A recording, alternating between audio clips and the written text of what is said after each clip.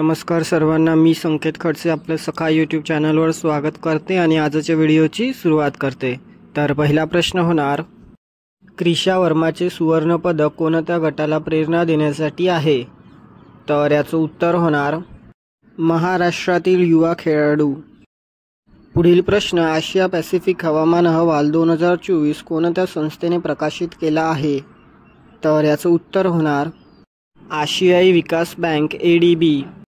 पुढील प्रश्न, अमेरिकेने कोणत्या कारणास्तव सुमारे 400 संस्था आणि व्यक्तींवर निर्बंध लावले? तर याचं उत्तर होणार रशियाच्या लष्करी कारवायांचे समर्थन। पुढील प्रश्न, रशियाच्या सैन्यासाठी अमेरिकेचा कोणता प्रयत्न दर्शवितो? तर याचं उत्तर होणार महत्त्वपूर्ण पुरवठा आणि तंत्रज्ञानाचा प्रवेश रोखणे। पुढील प्रश्न, व्यापार निर्बंध कोणत्या प्रकारात वर्गीकृत केले जाऊ शकतात? तर याचं उत्तर होणार आर्थिक परस्पर संवाद मर्यादित करणारे। पुढील प्रश्न, कोल इंडिया लिमिटेड CIL ने कधी आपला 50वा स्थापना दिवस साजरा केला? तर याचं उत्तर होणार 2024। पुढील प्रश्न, कोल इंडिया लिमिटेड कुठे स्थित आहे? तर याचं उत्तर होणार कोलकाता। पुढील प्रश्न, बोत्सवाना राजकारणात कोणता बदल दिसून आले आहे? तर याचं उत्तर होणार UDCची सत्ता स्वीकारणे। पुढील प्रश्न, अल्जेरिया आणि भारत यांच्यातील संरक्षण सहकार्यावरील सामंजस्य करार कधी स्वाक्षरी करण्यात आले? तर याचं उत्तर होणार 2023। पुढील प्रश्न, भारताचे चीफ ऑफ डिफेन्स स्टाफ कोणत्या कारणासाठी अल्जेरियाला भेट दिली? तर याचं उत्तर होणार संरक्षण सहकार्याच्या करारावर स्वाक्षरी।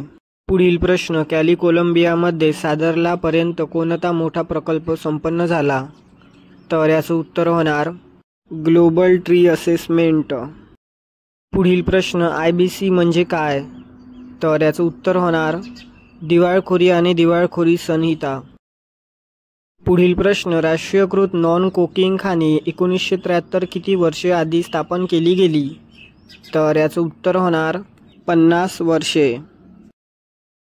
पुढील प्रश्न, प्रथम ग्लोबल ट्री असेसमेंटचे परिणाम कुठे सादर करण्यात आले?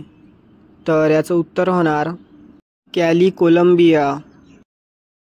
पुढील प्रश्न, नागरी नोंदणी प्रणाली CRS स्मार्टफोन ॲप्लिकेशन कोणत्या मंत्रालयाकडून जारी केले गेले? तर याचं उत्तर होणार केंद्रीय गृह मंत्रालय। पुढील प्रश्न, भारताचे रजिस्ट्रार जनरल आणि जनगणना आयुक्त RGCCI कोणत्या उद्देशाने CRS ॲप्लिकेशन तयार केले? तर याचं उत्तर होणार जन्म आणि मृत्यू नोंदणी प्रक्रिया सुलभ करणे। पुढील प्रश्न, IBA आणि IBBBI मालमत्ता लिलावासाठी कोणत्या व्यासपीठावर केंद्रित आहेत? तर याचं उत्तर होणार EBK-RE। पुढील प्रश्न, umbrella for democratic change UDC कडून बोत्सवानाचे पुढील अध्यक्ष कोणते आहे? तर याचं उत्तर होणार बोकोड्युमा। पुढील प्रश्न, बोत्सवाना डेमोक्रॅटिक पार्टी BDP लवकरच कोणाशी बदलली आहे? तर याचं उत्तर होणार UDC। पुढील प्रश्न, केंद्र सरकारने नागरी नोंदणी प्रणालीच्या माध्यमातून काय साधले आहे? तर याचं उत्तर होणार जन्म मृत्यू नोंदणी प्रक्रिया सुलभ करणे। तर भेटूया पुढील व्हिडिओमध्ये। धन्यवाद।